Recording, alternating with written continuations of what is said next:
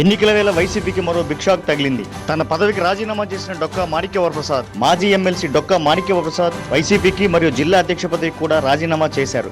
ఈ నేపథ్యంలో సీఎం జగన్ కు రాజీనామా లేఖ పంపించారు. తాడికొండ నియోజకవర్గం నుండి టికెట్ ఆశించిన డొక్కాకు టికెట్ దక్కకపోవడంతో అసంతృప్తి చెంది వైసీపీకి రాజీనామా చేశారు.